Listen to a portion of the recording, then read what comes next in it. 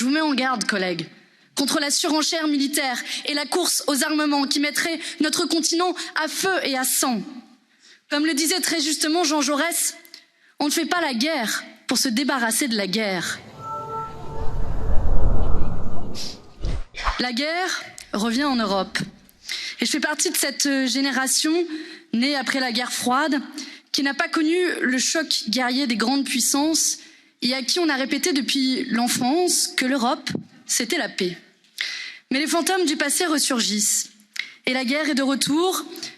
Et je veux le dire ici très clairement, Vladimir Poutine en porte l'entière responsabilité et a aujourd'hui du sang sur les mains.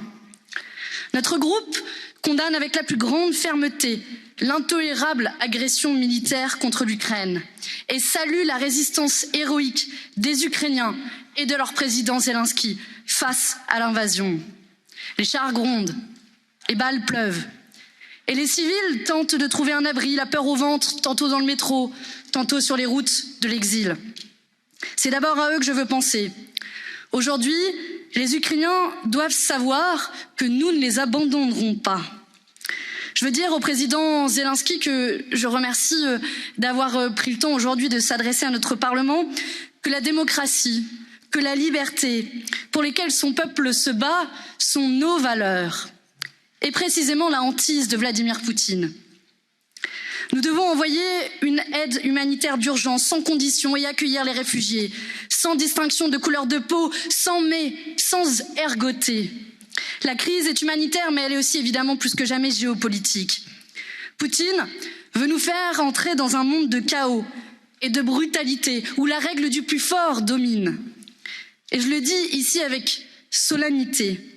Chers collègues, chère présidente von der Leyen, cher président du Conseil, nous ne pouvons accepter d'entrer dans un jeu terrible et acter que l'Europe se transforme durablement en champ de bataille. Je vous mets en garde, collègues, contre la surenchère militaire et la course aux armements qui mettraient notre continent à feu et à sang. Comme le disait très justement Jean Jaurès, on ne fait pas la guerre pour se débarrasser de la guerre. L'Union européenne doit au contraire défendre, quoi qu'il en coûte, le seul objectif valable, la paix et la désescalade. Des sanctions fortes et ciblées sont prises, mais pour certaines d'entre elles, comment voulez-vous les appliquer réellement quand on garantit l'impunité des paradis fiscaux qui planquent les avoirs des oligarques russes? Comme quoi lutter contre l'évasion fiscale et aussi lutter contre la criminalité au niveau international. Soyons lucides, les sanctions économiques n'auront qu'un temps, car les peuples vont en subir les conséquences, notamment à travers des hausses de prix qui doivent être compensées. Nous le savons tous, la seule option durable est diplomatique et tous nos efforts doivent être tournés vers l'obtention d'un cessez-le-feu et du retrait des troupes russes. Oui, le chemin de la paix est laborieux, mais il est le seul raisonnable à cette heure. L'OTAN, alliance militaire héritée de la guerre froide, n'est pas la solution. Le juge de paix international n'est pas l'OTAN, c'est l'ONU. L'espace de discussion des conditions de sécurité du continent n'est pas l'OTAN, c'est l'OSCE. Le président ukrainien a évoqué des pistes pour sortir par le haut. Par exemple, un statut de neutralité protégé par l'ONU. Accompagnons cette possibilité. Je ne veux pas mentir aux citoyens. Il n'y a pas de solution miracle. Mais j'ai une conviction profonde. La véritable fermeté face à Poutine n'est pas de s'enfermer dans le cercle vicieux du œil pour œil, dent pour dent. L'espoir vient au contraire de la mobilisation des peuples pour la paix.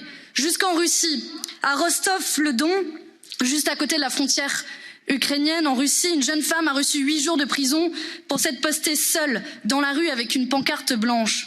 Un symbole pour une mobilisation que Poutine veut rendre invisible. Elle symbolise aussi le courage de ces milliers de Russes défiant la répression féroce de Poutine, faisant écho aux centaines de milliers d'Européens qui se parent du drapeau ukrainien avec un message: la paix à tout prix. Et je terminerai par ces mots d'Albert Camus, le 8 août 1945, juste après le bombardement d'Hiroshima. Devant les perspectives terrifiantes qui s'ouvrent à l'humanité, nous apercevons encore mieux que la paix est le seul combat qui vaille d'être mené.